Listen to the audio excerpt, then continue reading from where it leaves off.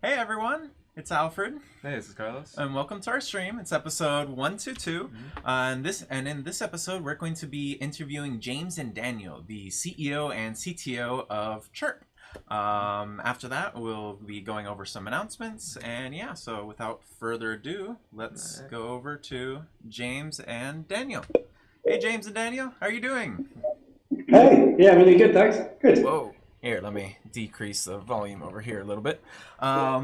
Hey, great. So, welcome to the stream. I guess, could you give our viewers a little intro as to you guys and to Chirp? Sure. Thank you. Sure. So my name's Daniel. I'm the CTO and co-founder of Chirp, and my background is in audio signal processing and music. Actually, historically, was making a living making music from algorithms. So kind of finding out new ways in which we can generate music with technology.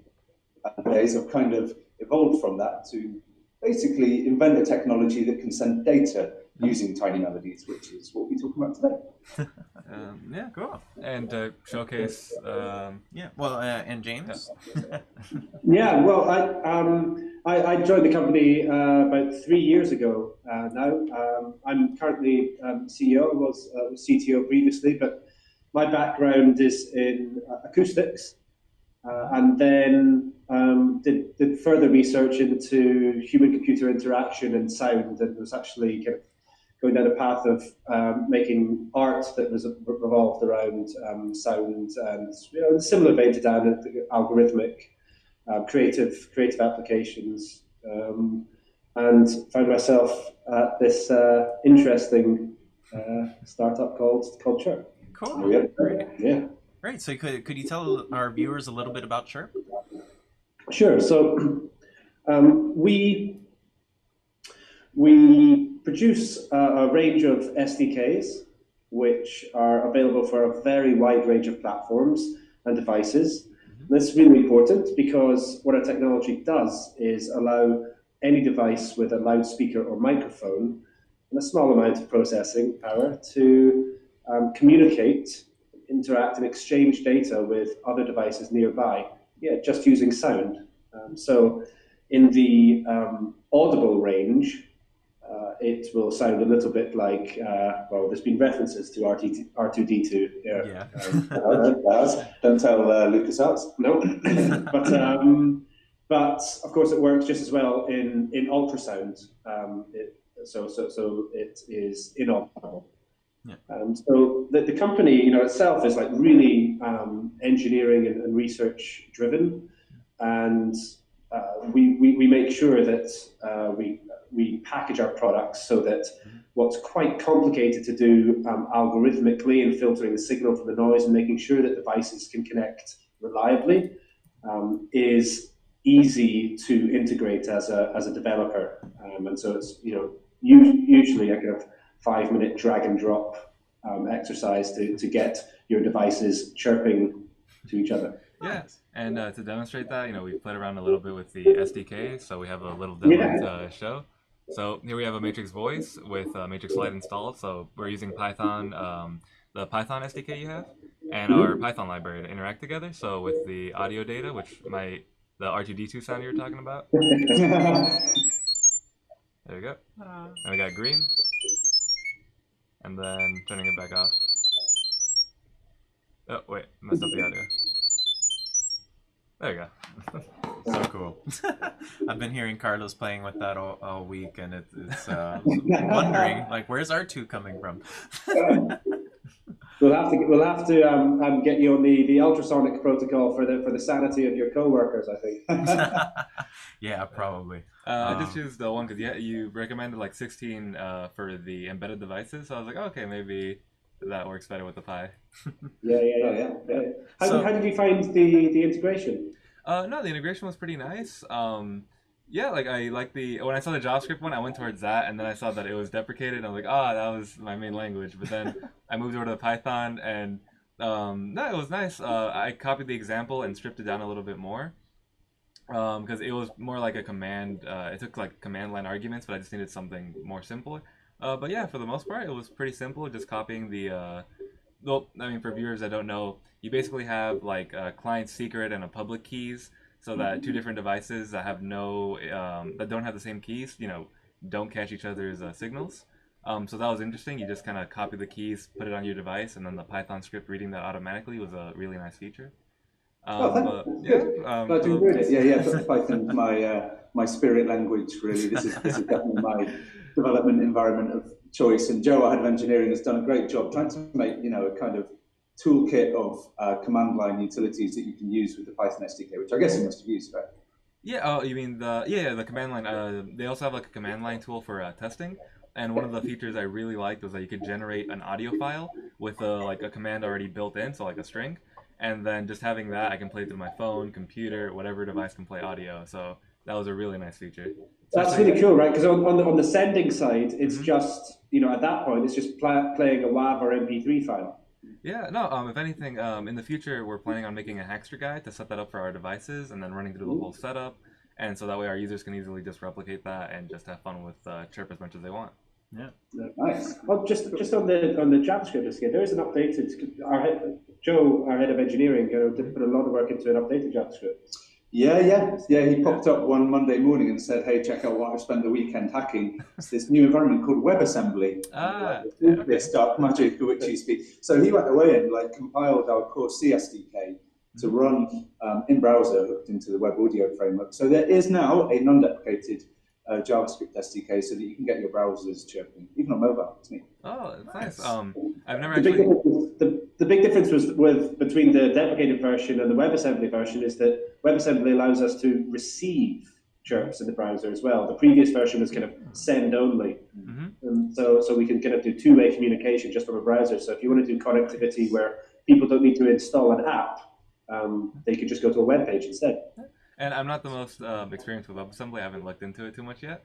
But that means you could also open it up to Golang, Rust, C++, I think Python, and of course JavaScript support WebAssembly as well. Well, I would have to defer to you and Joe on that one. I do know that you don't need to be able to use WebAssembly to use the WebAssembly SDK, if that makes sense. So it provides a JavaScript front end. You can just drop the component onto your server and you're away. Nice. That sounds nice. Awesome. Cool. So I guess let's get into a little bit of the founding story of Chirp. How do you guys go about just founding it? How it all began. Yeah. So many years ago, back in 2010, is actually when we were founded. 2010, 2011. We first came to life in a research lab at University College London, computer science labs, where it was just a kind of glimmer in our eyes as a way to send data over the air using sound. Obviously, there's prior art there, dial-up modems and the like, all uses sound. But the big thing that we were trying to crack is, can you do this in real-world environments? So could you send a chirp in a noisy pub or in an echoey meeting room or in a sports stadium reliably? And it's that reliability that's really what we spent the last 8 years trying to crack, making sure that it's robust to all these different environments. So for a year or two, we were there in a windowless room, room 404, funnily enough, impossible to find, building this technology. And we did all sorts of, weird and wonderful testing. So we were putting devices underneath mattresses, underneath beds, and seeing whether we can chirp through the mattress. Oh, wow. Which, to begin with, we couldn't. By the end of a year or two, we could. Wow. And then eventually, when the SDK was ready to see the light of day, we then took it and turned it into an app. So we made a consumer app called Chirp, and this really took off. I think it was something that captured people's imaginations, a way to send a photo or a text message or an email or whatever over audio. So we put this into the App Store and the Google Play Store, and it just kind of took off. It just went around the world like wildfire. So we had a million or so downloads, had all sorts of people chirping back and forth. We had even teachers in classrooms using Chirp to send class notes to their students as a way to kind of share something to the class, which we thought was pretty awesome, right? Yeah. Wow, that's awesome. I also saw that because you used to play Roblox a lot. You had an integration with Roblox. Oh, really? Yeah. Oh, that's awesome. The Roblox is how I taught myself how to program. No way. Yeah. Back when I was 10. Nice. Yeah. Yeah, that was great. I mean, that was at the very tail end of the journey. So in the meantime, we took the app, spun it to make an SDK out of it. This was, 2 years ago? Yes, that's when I can. Yep, when James joined, and oversaw the transition from kind of consumer application to what we have today, which is a set of toolkits, basically. And that was a big reinvention. And for us, it was the most exciting thing because it went from one simple realization of one idea to this whole kind of blooming, blossoming ecosystem of developers and hobbyists through to huge, big companies making technology that uses Chirp to link up their apps, of which Roblox was one, amazingly enough. Yeah. Still a hard choice to kill the original app. I still mourn the original app. Bring back the original app. So, like, how do you guys see how does Roblox use it? As one example. Yeah, so they are using it to allow groups of players to connect very easily, or groups of nearby players. So in the street or the playground, you can get together with your friends and very easily find your friends, pair with them, and then perhaps join a kind of shared gaming session. What's really nice about the kind of use case is that it works completely offline. You don't need to do any kind of pairing or looking up your friends in a long list. They just appear kind of like AirDrop, but you don't need to all have the same phone. Doesn't take any of your details. And there's, especially for an app which has got a younger audience, there's important privacy concerns that Chirp helps address. Yeah, I mean, in a lot of ways, it seems like Chirp is analogous to Bluetooth, although a different form of data transmission. Would you see it maybe as like a potential replacement for Bluetooth in the future? Yeah, we're careful to make it clear that we really don't, and actually, in actual fact, we see Bluetooth as a collaborating technology. We think these technologies all work best when they're combined in elegant ways, and typically these use cases might use Chirp to do the initial connection, then a Bluetooth connection to transfer some media. The phone will be connected to 4G to pull down some information about the user from the server. So we're just kind of a piece of the jigsaw puzzle. But we've got some really interesting, unique capabilities that make us different from Bluetooth and Wi-Fi in particular scenarios. Okay. Yeah. I mean, for one, is that obviously you played some chirps at the start of the stream. If a viewer at home had a device that was equipped to receive those chirps, then anyone could receive the data that you're sending. Likewise, if you embedded some chirps in a concert program, then anyone in the audience would receive that data as well. So it's really neat. It's broadcast. It's only limited by the volume, basically, of the speaker that you're sending on. So it's very intuitive and tangible as well, which is one of the kind of nice things that we like about the audible chirps as well. You can hear that transmission happening, so it's very trustworthy, trustable. It's an audible transmission. It's also kind of neat in teaching as well. So we have been working with a code academy, starting to think up ideas in which you can use Chirp to teach about TCP/IP. Here's how communication works between two devices. Cool! Wow. That's awesome. Just out of curiosity, do people? How many people use the ultrasound, like the quiet version of Chirp? Because I imagine like everyone using Chirp at once, and that pinging and the like R2D2 noise going all over the room might not be what everyone wants to hear. Sometimes. Yeah.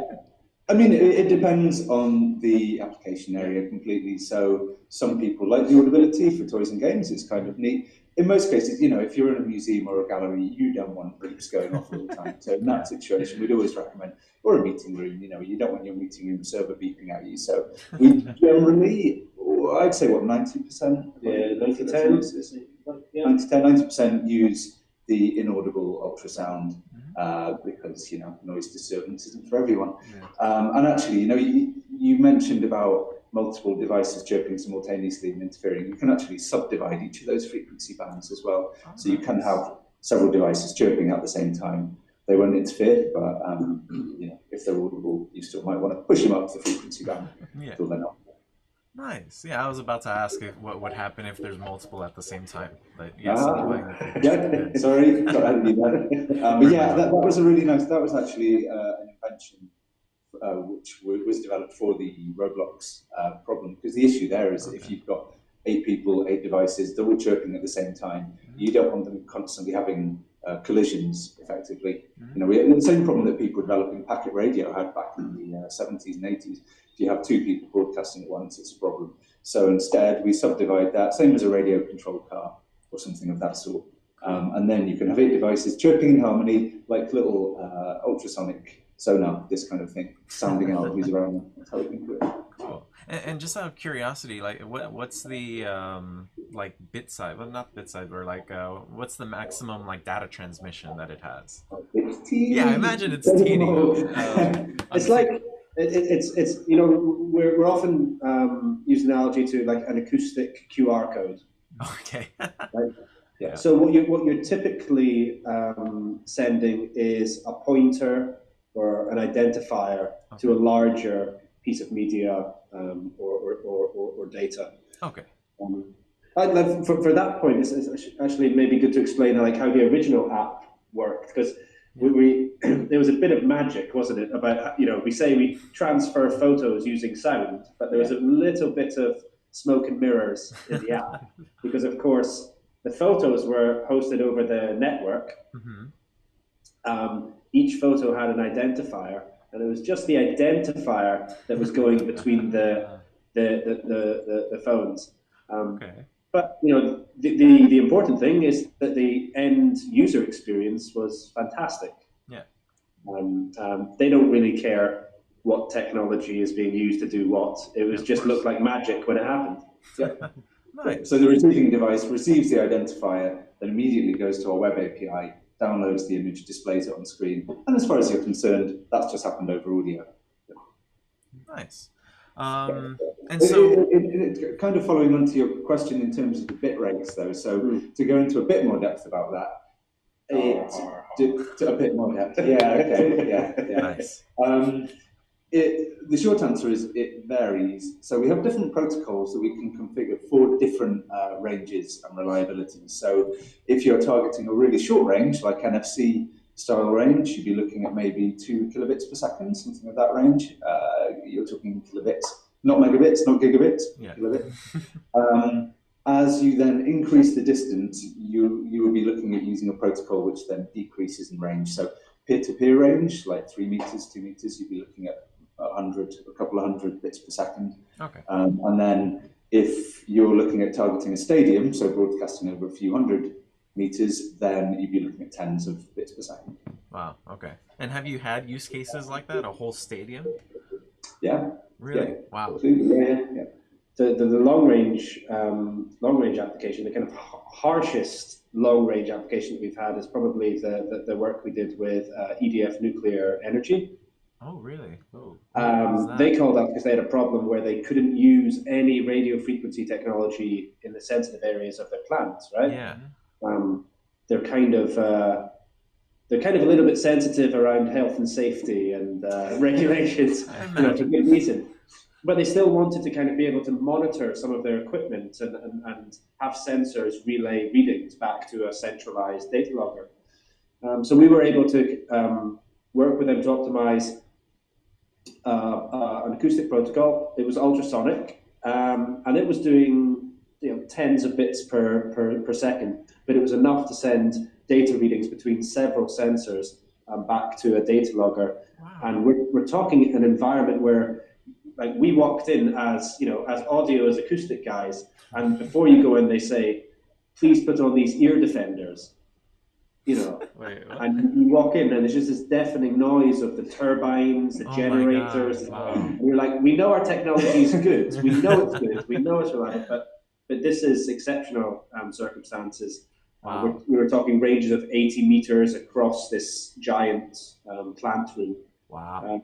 I think that's the hardest test that our technology has passed. In terms of the sheer background noise levels, yeah, it was deafening 110 dBs, and it was remarkably successful. So we went away, brought back some speakers to do some overnight tests, and they're really happy with it. So that prototype is kind of progressing now.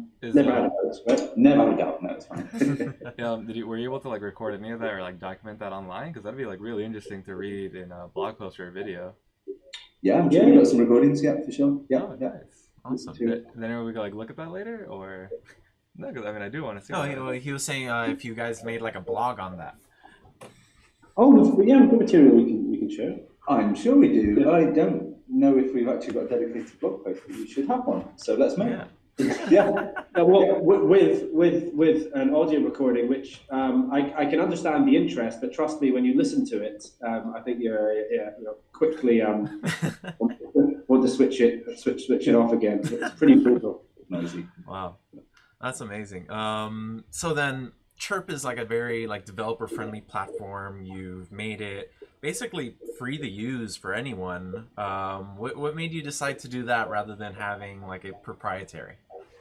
Yeah, so we think that the opportunity for devices to connect and exchange data in a simple way is massive, right? And especially because with our technology, the hardware is already out there. Like any device with a loudspeaker or microphone, we're not talking the kind of the latest phones or some special piece of hardware that you need to add. Yeah. And so really, if the opportunity is big, then we really need to do everything we can to encourage adoption and get people building and making interesting things with this tool. So that thinking goes right through our strategy, not just from our commercial model, which encourages free hobbyist use and make sure that people can get started very easily. But simple stuff like making sure that SDKs are well documented and there's examples. And we just want to make it as easy as possible for people to build something that connects using Chirp. Also, we love hackers, and most of us come from an open source background ourselves. Even Joe, our head of engineering, came on our radar because he was starting to publish a reverse engineered version of Chirp, which he'd been working on. Nice. So we got in touch with him and said, "Hey, you seem like someone who's kind of after our own hearts. Do you want to come and have a chat?" And now he is leading our engineering effort. Would that be our top hiring advice to any aspiring engineers? Just start reverse engineering the company that you're interested in. It's a good way to get their attention. That's for sure. Nice. And so just thinking about the that use case you told us about the plant and how it was so loud, I wonder if Chirp could be used in, let's say, a concert scenario where you have like a group of friends and you don't know where they are, trying to triangulate where they could be. Do you think that's a possibility? Like sending over the timestamp of where you are? Like, not sure how that would work. Location, like directionally. Yeah, it could be. Yeah, if you've got a close enough time sync between the devices, you can use time of flight, and this kind of thing to triangulate. Sure. Yeah, if you had them each on different bands, I think that sounds like one for a future hackathon to me. Yeah. yeah. Awesome. Let me see what other things we have on here. So then, from a community standpoint, what have been some interesting projects you guys have seen? Ooh, actually, talking about hackathons, we've done some great ones in the past, actually. So the most kind of exciting for me was one that we did at Abbey Road at the end of last year. So Abbey Road Studios, famed of the Beatles, and now of Chirp, two luminaries of sound in the British sound world. Yeah, Abbey Road sponsored a hackathon there in their main Studio One, which was a fantastic thing. We were happy to be one of the technology providers there, and we saw some great stuff come out of that. So, off the top of my head, so what did we have? We had a kind of distributed synthesizer in which everyone's phones in the audience were coordinated using Chirp. So when a Chirp signal was sent out, it would be used to play different parts of a piece of music. Sounded great. It was really magical to hear this kind of multi-channel speaker system around you evolving in response to these acoustic systems. And it's nice, it's elegant, right? Sound triggering sound. Yeah. We thought that was really strong. There was another hack which was using Chirp as a kind of, like a choose your own adventure, these non-linear stories where you're trying to solve puzzles and then uncover the next part of the story. So they did that, but in a geographically distributed way. So as you walked around the space, it would basically trigger events on your app. using chirping beacons that you're nearby to, which we thought was ingenious. And what was really nice was that there was a kind of second meta aspect to it, in that they made the story about a day in the life of being a runner at Abbey Road. So it would tell the story of what those poor souls do, dashing around after cappuccinos. Fetching cappuccino. Yeah, exactly. That was a really sweet one. I think for me, it was I think you're too modest to mention it, but for me it was a hack that Dan was involved in. I played cameraman, but we sent a chirp to the moon and back. Oh, we did. Yeah, that was that was so basically they had this kind of satellite link to this observatory in Germany or in Europe? Netherlands. It was definitely in Europe, and they opened up a channel and pinged, well, obviously radio waves, right? We're not saying we sent an acoustic signal to the moon and back for obvious physical reasons. Yeah. But they could send audio via this radio telescope to the moon, and then listen to the reflected radio waves on the receiver. Oh, wow. And you had about kind of 1 point something seconds. Yeah, just 2 seconds. So it's cheating, but that's our longest range chirp in some respects. I think it is. Yeah. So we encoded the chirp, sent it to the satellite. The satellite then beams it to the moon, bounces off the moon, comes back, comes to us through our speaker, and then decodes on device, the first ever chirp in space. Wow, that's amazing. Good little workaround there. But see what I was saying earlier about kind of technologies working really well together, right? Mm-hmm. Yeah. So here, let me go over to the chat for the stream. Wow, we actually have several questions. Awesome. So let's see, from Sean. Most speakers are made to target human hearing 20 to 20k hertz. How do you use these to produce chirps? Yeah, question. Good question. Yeah, great question. So in the near ultrasonic range, we can exploit a kind of thin sliver of the acoustic spectrum, which does tend to be supported by speakers right up to 20 kilohertz, but is above the range of human hearing. So for the near ultrasonic chirps, which I guess was the question, I think, we can send a chirp which is 17 kilohertz to 20 kilohertz, which is inaudible to most human ears, but audible by the speakers and microphones. And we do a lot of work actually measuring the frequency responses of various devices, even low-end devices, embedded platforms like this will tend to have a MEMS microphone that can hear all the way up to 20 kilohertz, higher frequency than we can hear. Because Sean's question is kind of spot on in terms of the academic definition of the human hearing range, right? 20 hertz to 20 kilohertz. Most people can't hear anywhere near 20 kilohertz, so we just take the top sliver. Yeah.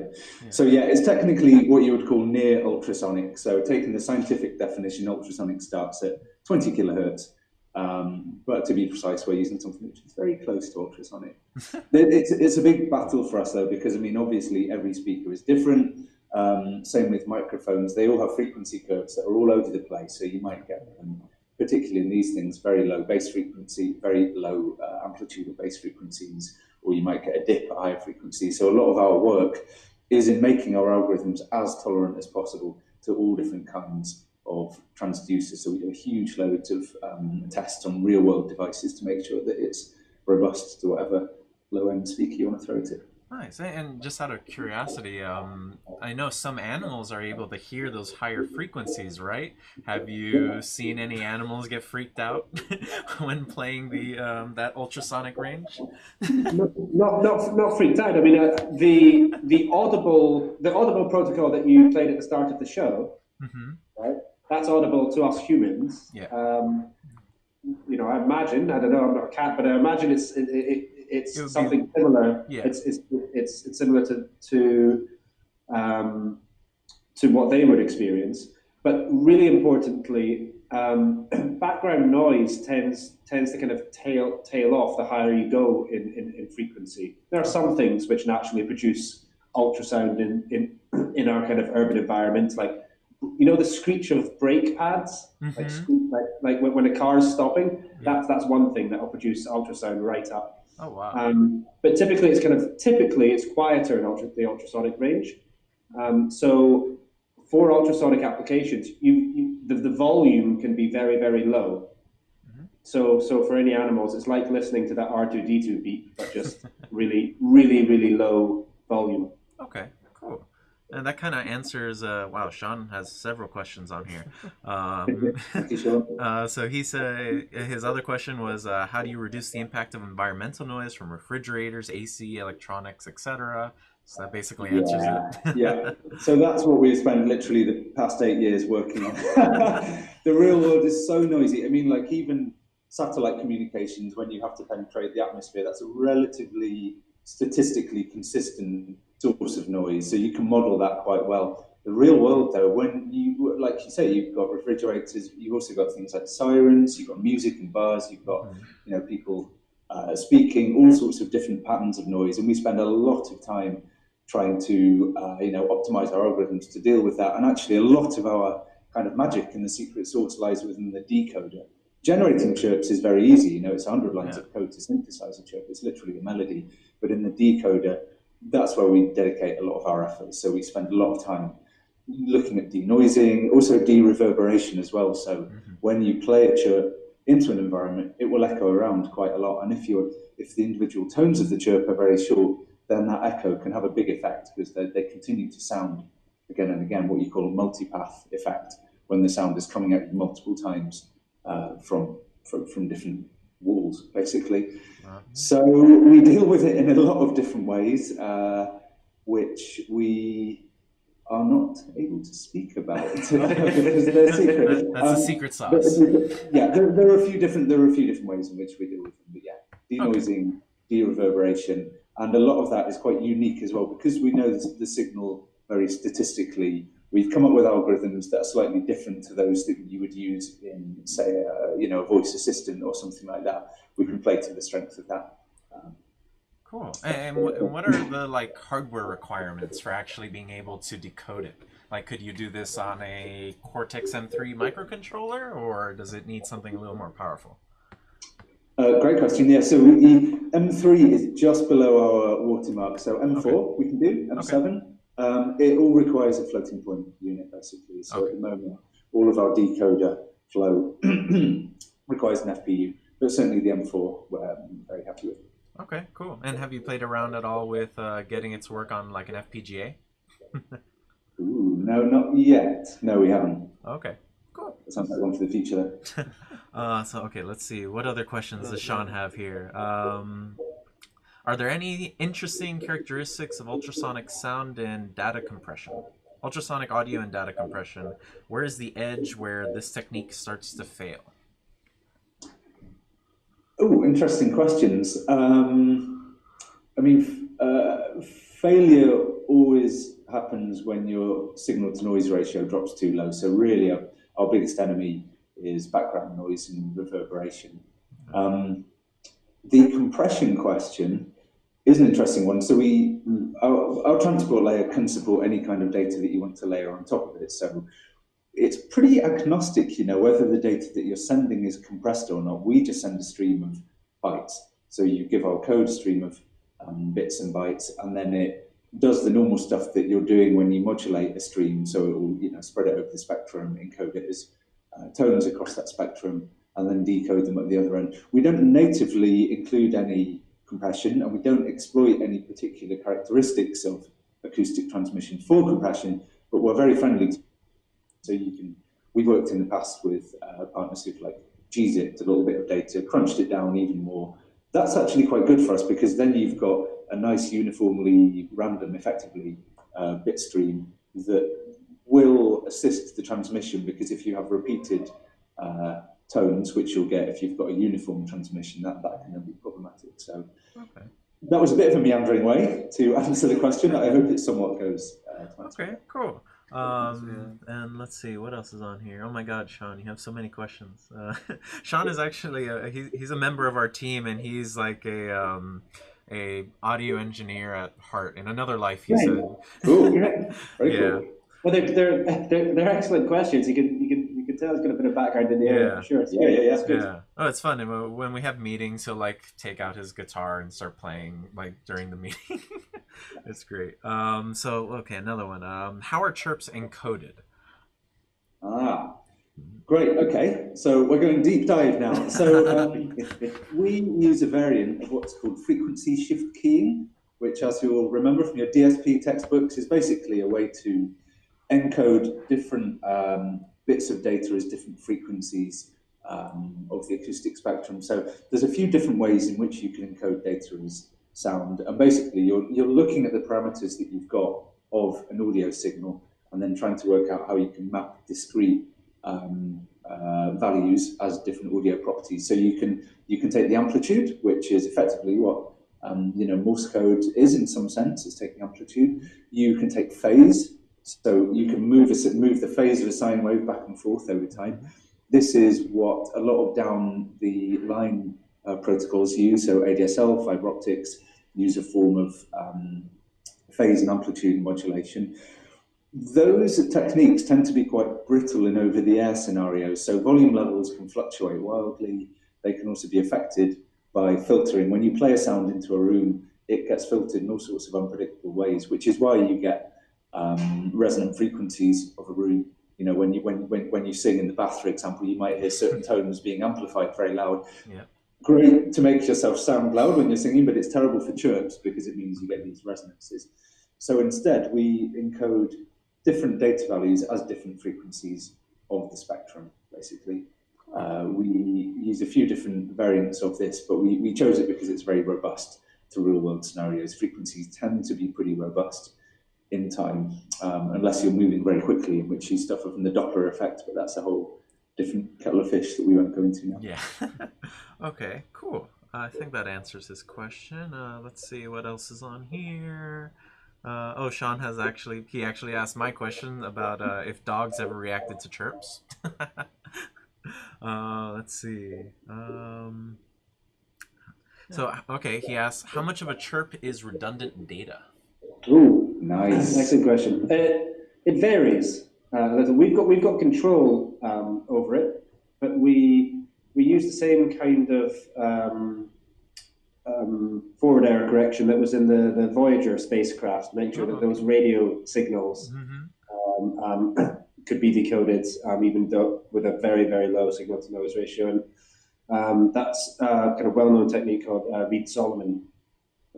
And I don't know, the chirp that we heard at the beginning might have had what? It's about 50-50. 50-50? Yeah.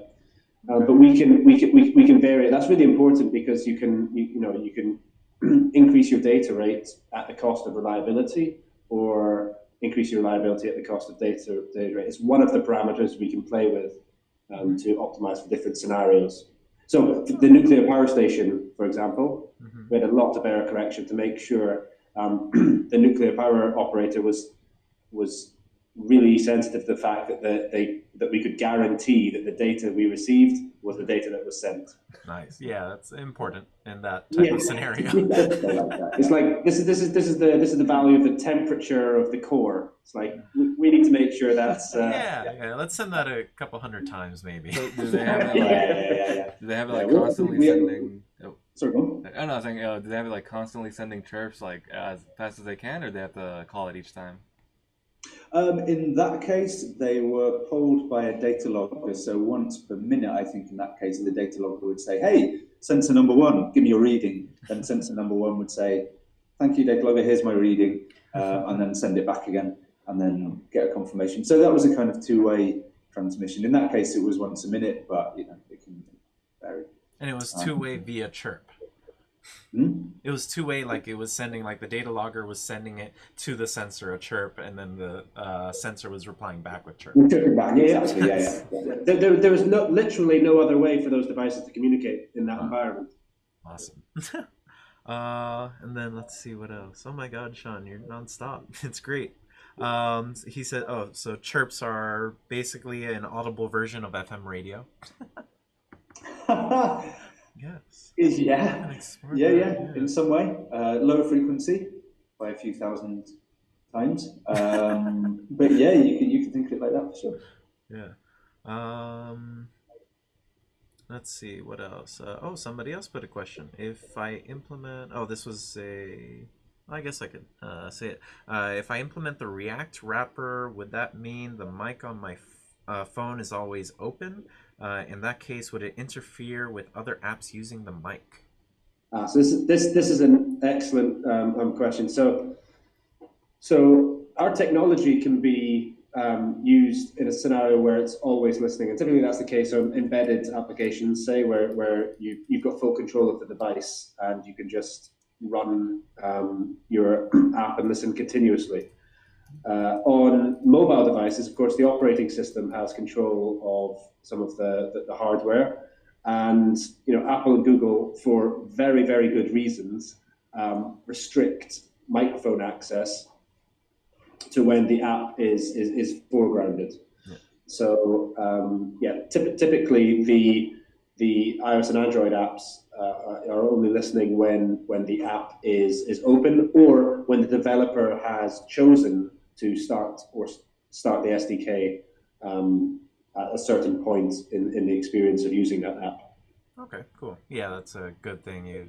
People get worried about the microphone being on, and then they see an advertisement somewhere. I mean, it's important to point out, though, like from Chirp's perspective, there's no danger. We speaking just about ourselves, we'd be confident if the mic was always open for our technology, because we don't record any of the data to disk.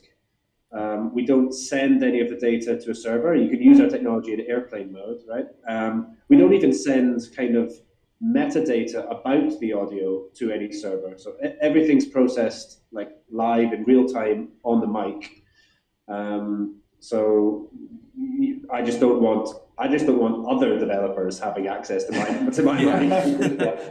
Was there a question in there about mixing with other audio as well? Mixing with other audio. Oh, you mean the same question, but. Well, so it said, if I implement the React wrapper, would that mean the mic on my phone is always open? In that case, would it interfere with other apps using the mic? Yes. So on the second part of that question, that is configurable. So within our Android and iOS mobile SDKs, we let the developer decide. So you can mix it with other audio if you like, or you can take exclusive control over that. In some cases, you want to chirp and send chirps over music or whatever else which is playing, which is fine. You can do that. Okay. In other instances, you might not want to. You might want to fade that down. So there are parameters on both of those SDKs to control that. Yeah, and now that you, James, now that you had mentioned using it on airplane mode, it'd be really cool to develop either like using Chirp to communicate with other people while on the plane. Yeah, chat app. Yeah, a chat app or like a game, or that'd be really cool to have. Yeah, that would be cool. Absolutely. Like it. It's worth saying just in terms of these kind of features with the mobile SDKs, but really all of our SDKs. If people are trying them out and have got feedback or questions, we've got like a really responsive team. As Dan said, like we're first and foremost developers ourselves. So please, tweet at us, or we're on Stack Overflow as well. So if there's feature requests or questions, we're responsive, definitely. Cool. So I guess Sean has one last question that he just messaged me privately that he's really interested in. Have you explored using phase for data transmission? Acknowledging this requires 2 speakers / mics. Yes. Yes, we have. And I mean, there's a lot of different avenues of data transmission. Our roadmap is basically open to all of them, and I think there's a lot of cool stuff you can do with a lot of different modulation schemes. Phase is tricky because it's so brittle to a lot of different factors in the real world, so it gets demolished when a sound wave bounces off a wall. Different devices have different sampling rates and drift within their internal clocks, so it's a hard one, but we have a brilliant team who are working on all sorts of different stuff there. I think the good thing from kind of developers or people hacking with this technology is that really I understand it's completely of interest, and it's great to be able to talk about this in detail, but really from implementation point of view, it's just put some bytes in and I get some bytes out, and I don't really care how the stuff in the middle works, whether it's PSK or FSK. Yeah. Nice. Cool. So I think There's a comment that said could be used by spies. There's some amazing stuff actually out there. So there's this Israeli kind of grey hat hacker outfit who write paper after paper on exfiltration, getting data off devices in all sorts of different ways. It's one of my favourite series of publications. So they've used audio to get data off of devices, like from place to place, using near ultrasonic tones. But not only that, they've used all sorts of stuff. They've used temperature, so by overclocking the CPU of the device to raise the temperature in the room by a degree over maybe 20 minutes. And then the other device senses the temperature using its overheating sensor, then drops back down again to signal a 0. Sound at the tip of the iceberg. There's a lot of very exciting ways that you can transmit data. That's so subtle. Wow. That sounds super interesting, but also incredibly inefficient to have to. One byte every 20 minutes. Sorry? 1 byte every 20 minutes. Well, 1 bit that's every pretty 20 much it. minutes. Yeah. Wow. But if you've got a weekend to get a password off your target's device, then maybe that's enough. Yeah. And just wondering, so for the SDKs, do you have any plans you can say about what you're adding to it, or any future languages you're supporting? Sorry, you cut out there, so again? No, for the SDKs, do you have anything you can say about future features or future support for different platforms? Ooh. Arduino is really high on our list. So although we support the Arduino platform, ESP32, we're currently working on supporting official Arduino boards, which is an interesting one because, again, no FPU. So we've got a brilliant embedded engineer, Damien. Hi, Damien. Who's doing some great work on that as we speak, I expect. Future support. I mean, embedded is a big focus for us right now. So we're rolling out support for a lot of different development platforms. We support ST and Microsoft's rather cool little MX chip dev board there, but there's a whole world of different embedded platforms we're trying to support. Oh, that's great that you support the ESP32 because our Matrix Voice has an ESP32 on it, so it can run standalone, and it has the 8 mics, of course. So now I'm interested in what we can do with that. I mean, this one isn't an ESP32 board, but for the versions with ESP32, they're soldered on right here. Nice. So we've actually had some users that some of them just buy it with it already on, and some actually have contacted us saying oh, this seems pretty easy. Can I just solder it myself? And we tell them no, go. I mean, if you know how to, you can solder on your own. Yeah. What? Is that the one we've got then? No, so that you have a Creator, and that's a Cortex M3. Okay. But under the Creator is an FPGA. Yeah, on the other side of it, there's a Spartan 6. Do you want to make an announcement about the what? No, let's wait on that. Yeah. Just an announcement. We're considering. We have a very exciting announcement about the FPGA soon. So we'll share that. You can announce an exclusive right now. Sure, why not? So to this date, we've had basically all of our codes open source except for one little part, which we will be making open source this week or next week. It's basically just the DSP that we have on the FPGA for the mics.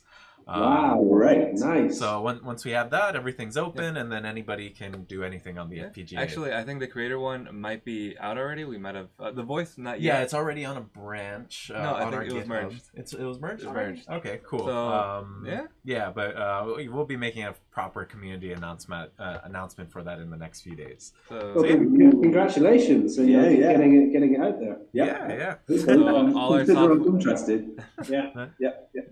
So we're hoping users that have experience with audios can now have the full capabilities of the FPGA and still do whatever they want with the board. Love it. I think chirp integration coming soon then, I reckon. Yes. Awesome. Well, I guess that's it for questions on here. Do you guys have anything else? Just to say, use our tech, go crazy. It's all free. We love to help with any problems and hacks and any crazy ideas that you might have. Do write to us, as James said. Tweet us as well. We're on the Twitters. Chirp at you or on the Twitters. Twitters. Chirp And you're just to make sure that people know that they can just go straight to developers.chirp.io. Oh, yes. And in 30 seconds have their hands on our SDK.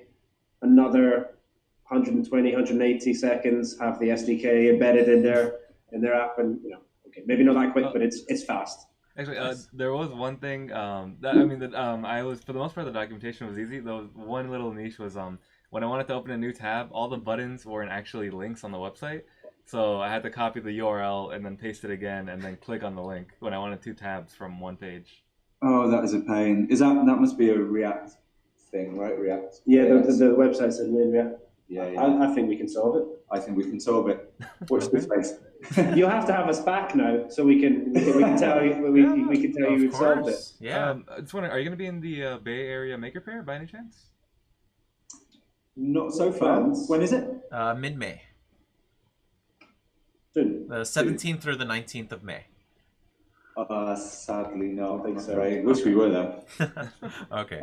Cool. Well, I guess thank you for coming on the stream. It's been awesome. Love Chirp. We're for sure going to make a Hackster guide on setting up Chirp with our devices, and then we'll think of some cool projects to make with it. No, but anything. Well, after we have a guide, we'd love to make a live stream of like the actual installation and then implementations that we can play around with. Oh Yes. yeah, that'd be great. Do it. Yeah.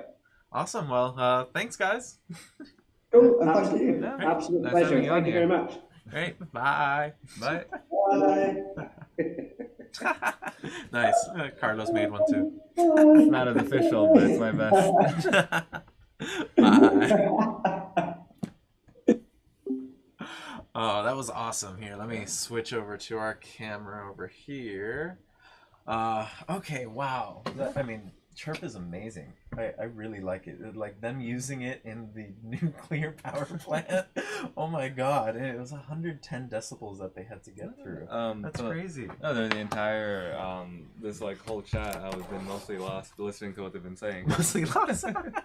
Yeah, I wish Sumreen was here. Sumreen, she had to do something personal thing today, so she wasn't able to be on the stream. But oh my god, she would have loved going into all the audio stuff. But we had Sean on the chat, like going ham basically.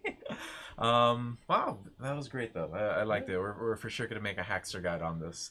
Yeah, so with that, let's get to some announcements. So like we kind of mentioned on the stream right now, we're going to be at the Bay Area Maker Faire in San Fran. Well, actually San Mateo, I believe. And so that's May 17th through the 19th. That's when the Maker Faire is, Friday, Saturday, Sunday. We'll be there a day before. We're going to meet with Hackster, maybe do some cool project there. And then the day after, we're going to be at the Garage Microsoft, giving a talk there, a workshop, and yeah. So if anybody's interested in meeting with us while we're in San Fran, please reach out on our community. You can email us, tweet at us on Twitter. Or chirp at us on Twitter, haha. Send us an audio file. And yeah, we're really excited to meet with anybody, especially while we're at the Maker Faire. We're going to be in the 96 Boards booth with some ARM innovators, specifically OpenMV. So yeah, we'll see hopefully some people there. Besides that, we have the Snips contest on Hackster. That one we're figuring out. So that we're hoping definitely in May. Yeah, it's going to be starting now in May. Well, it's already May 1st today. Mid-May, around there. Yeah, so hopefully we'll have it ready for the Maker Faire. That way people can start applying and maybe ask us questions about the Maker Faire. Besides that, that's about it. Yeah. This has been episode 122. Thanks everybody for watching. Yeah. Bye. Bye.